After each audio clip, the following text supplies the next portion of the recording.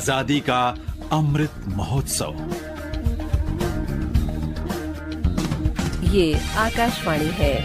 प्रस्तुत है कार्यक्रम अमृत उत्सव विकास के चरण।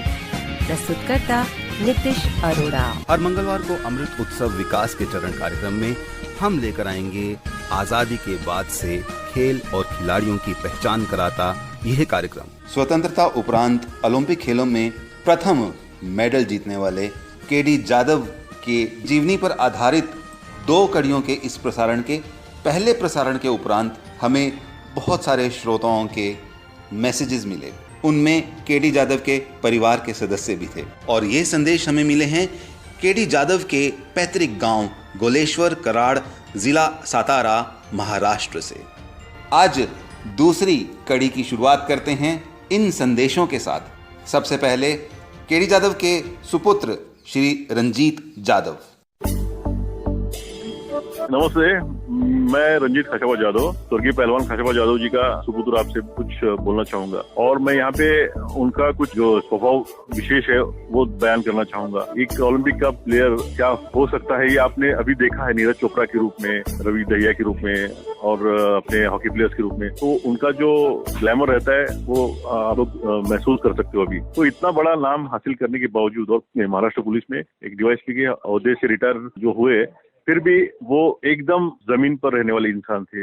रिटायर होने के बाद उनको 1 साल भर जिंदगी मिली थी, तो वो अपनी साइकिल पे अपने खेत में जाया करते थे या फिर चलते जाते थे। एक छोटा सा बच्चा भी अगर उनके सामने आए तो उसे प्यार से बुलाते थे, आपका नाम क्या है बच्चे। यानी उनका बोलने का जो लिहाज था वो भी एकदम से डाउन टू अर्थ था। और इतना बड़ा नाम कमाने के बावजूद वो एकदम सीधे साधे, नम्र, कभी भी उसका बड़प्पन उनके जहन में, उनके बॉडी लैंग्वेज में कभी भी नहीं दिखाई दिया। एक दुर्भाग्य की बात यह है कि उनको थोड़ा सा भगवान ने जिंदगी देना चाहिए था, लेकिन ये अपने हाथ में नहीं है। फिर भी जो भगवान ने उनको दिया, 59 उम्र की आयु में उन्होंने जो हासिल किया है वो काबिल तारीफ है और उनके इस पराक्रम से उनका नाम भारत के क्रीड़ा इतिहास में अजरामर हो गया है। इसी बहाने मैं आप सभी को ये नमूद करना चाहूंगा कि इनका जो पराक्रम है, इसका जो लेखा जोखा और जो पूरा योग्य सम्मान होना है वो हमारे काबिल तारीफ प्रधानमंत्री जी नरेंद्र मोदी साहब वो ध्यान में रख के उनको आने वाले 2022 में मरणोपरांत पद्म विभूषण से नवाजेंगे, ऐसी मेरी पूरी उम्मीद है, पूरी आशा है। जय हिंद, जय महाराष्ट्र। अपने अंकल केडी जाधव को याद करते हुए उनके भतीजे श्यामराव जाधव ने हमें ये संदेश भेजा है। मेरा नाम श्यामराव दिनकर जाधव। मेरे पिताजी खाशाबा जाधव के छोटा भाई था दिनकर जाधव। मैं 12वीं में पढ़ रहा था कराड़ में। खाशाबा जाधव मुंबई में असिस्टेंट पुलिस कमिश्नर थे। मुझे नौकरी के बाद घर में आते, मुझे छुट्टी के दिन में घर में आते, गोलेश्वर गांव में आते थे। खाना पीना अच्छा, मुझे शाकाहारी पण जेवण खाते थे। कुश्ती के लिए कोल्हापुर में सराव में कार्यभूमि कोल्हापुर थी और जन्मभूमि गोलेश्वर थी। खाशाबा जाधव कराड़ में आते थे और घोड़ा गाड़ी में आदमी खड़े रहते थे और घोड़ा गाड़ी में बैठकर खाशाबा गोलेश्वर में आते थे। हमें अच्छा लगता था। मुझे खाशाबा बोल रहे थे कुश्ती में मेहनत करता और कुश्ती में मेरा नाम ऊंचा था। भारत के ओलंपिक इतिहास में पहला पदक जीतने वाले कुश्ती के खिलाड़ी केडी जाधव के जीवन के सफर का आगे का भाग। पहले भाग में आपने सुना कि किस तरह से मध्यम कदकाठी के मालिक केडी जाधव ने एक तकनीक में अपनी महारत हासिल करते हुए अपने से मजबूत पहलवानों को भी हराते हुए पॉकेट डायनामो का नाम पाया। उनका जीवन संघर्षों से भरा रहा। कॉलेज की प्रतियोगिता में हिस्सा लेने के लिए भी उन्हें बार बार गुहार लगानी पड़ी, लेकिन जब एक बार उन्हें मौका मिल गया तो पहले 1948 के लंदन ओलंपिक खेलों में जा पहुंचे, पर वहां पर 6ठे स्थान पर रहते हुए केडी जाधव ने प्रण कर लिया कि भारत के लिए कुश्ती में पदक जरूर जीत कर लाएंगे। मेहनत और संघर्ष के बाद किसी तरीके से हेलसिंकी पहुंचने के लिए पैसे जुटाकर केडी जाधव ने अपनी आशाओं की उड़ान भरी और अब हेलसिंकी से आगे का सफर।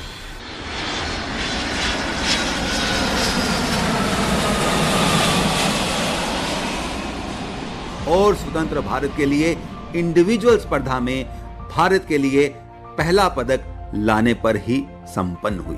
हेलसिंकी खेल में केडी जाधव ने भारत का प्रतिनिधित्व करते हुए बैंटम वेट श्रेणी में भाग लेते हुए दिग्गज अंतर्राष्ट्रीय पहलवानों जैसे कनाडाई पहलवान एड्रिन पोलुकियन और मेक्सिको के लियोनार्डो बासोरुतो को धूल चटाई। वो अद्भुत फॉर्म में थे और भारत से आया ये पॉकेट डायनमो सबको अचंभित कर रहा था। जाधव का अगला मुकाबला जर्मनी के खिलाड़ी के साथ था और वो जर्मनी के शानदार खिलाड़ी फर्डिनेंड स्किम्स को 2-1 से हराने में कामयाब हो गए।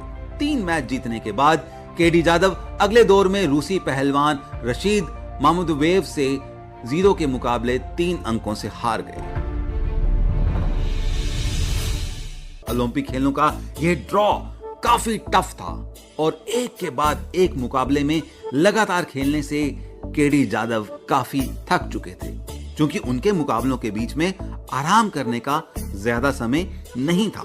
थके हुए जाधव ने जापान के शोहाची इशी का सामना किया, जिसके खिलाफ वह लड़ाई हार गए और कांस्य पदक जीत लिया। सुनने वालों को बता दें कि अंततः जापान के इसी पहलवान शोहाची इशी ने स्वर्ण पदक जीता, तो मुकाबले के सबसे ऊंचे खिलाड़ी से ही केडी जाधव ने हार मानी। फिर भी ऐसा करके केडी जाधव स्वतंत्र भारत के पहले ओलंपिक पदक विजेता बने। पदक का रंग चाहे कुछ भी रहा हो, लेकिन ओलंपिक खेलों में इंडिविजुअल स्पर्धाओं के लिए यह पदक एक मील पत्थर रहेगा। इसके बाद भी केडी जाधव की जिंदगी संघर्षपूर्ण ही रही। पदक जीतने के बाद घर पहुंचने पर उनका जोरदार स्वागत हुआ। वो जमाना मोटर गाड़ियों का तो था नहीं, पर बहुत सारे लोग और लगभग 100 बैलगाड़ियों द्वारा उनका शानदार स्वागत किया गया। जगह जगह पर काफिले को रोक रोक कर लोग उनसे गले मिल रहे थे और स्टेशन से अपने घर तक पहुंचने में उन्हें 7 घंटों तक का समय लग गया। ये एक ऐसी दूरी थी जो सामान्यतः सिर्फ 15 मिनट में तय हो जाती थी। भारत पहुंचने के कुछ ही दिनों में उन्होंने 1952 के ओलंपिक खेलों के लिए जाने से पहले लोगों से लिए गए धन को वापस करना सुनिश्चित किया और इसके लिए भी उन्होंने कुश्ती का ही सहारा लिया। वह अपने लेनदारों को भुगतान करने के लिए कुश्ती के मुकाबलों की व्यवस्था करते थे और धन इकट्ठा करते थे। और सबसे पहले उनके कॉलेज के पूर्व प्रधान, जिनसे 7,000 रुपए पाकर वो हेलसिंकी तक की हवाई यात्रा का खर्चा उठा पाए। संघर्ष के जीवन के बाद केडी जाधव के जीवन में कुछ सुकून के पल 1955 में आए, जब वह महाराष्ट्र पुलिस में शामिल हो गए। कुश्ती के प्रति अपने जुनून को दिखाते हुए सब इंस्पेक्टर के रूप में 1956 में मेलबोर्न ओलंपिक की यात्रा करने के लिए जाधव बिल्कुल तैयार थे। लेकिन ओलंपिक खेलों में यह उनका तीसरा अनुभव होता, जिसके लिए वो बेहद उत्साहित थे, लेकिन भाग्य को कुछ और ही मंजूर था। घुटने की गंभीर चोट ने उनकी उम्मीदों को खत्म कर दिया और साथ ही खत्म हुआ कुश्ती के इस शानदार भारतीय खिलाड़ी का खेल जीवन। कई मायनों में केडी जाधव का जीवन बहुत सफल था, लेकिन दुर्भाग्य ने उनका पीछा अंत तक नहीं छोड़ा। 1984 में एक मोटरसाइकिल सड़क दुर्घटना से उनका निधन हो गया। उनके बेमिसाल खेल कौशल को ध्यान में रखते हुए उन्हें मरणोपरांत 2001 में अर्जुन पुरस्कार से सम्मानित किया गया। इतना ही नहीं, 2010 के राष्ट्रमंडल खेलों के दौरान उन्हें सम्मानित करने के लिए दिल्ली स्थित IGI क्षेत्र में कुश्ती रिंग को केडी जाधव स्टेडियम का नाम भी दे दिया गया। 1952 से पहले भारत दुनिया भर में अपनी हॉकी टीम के लिए ही जाना जाता था। लगातार गोल्ड जीत हॉकी टीम ने अपना वर्चस्व कायम किया हुआ था। ब्रिटिश मूल के भारतीय खिलाड़ी नॉर्मन पिचर्ड के बाद भारत को किसी व्यक्तिगत खेल में लंबे समय तक मेडल हासिल नहीं हुआ। आजादी के बाद देश के इस इंतजार को खत्म किया खसाबा दादा साहब जाधव ने। तो ये थी कहानी केडी जाधव यानी खसाबा दादा साहब जाधव।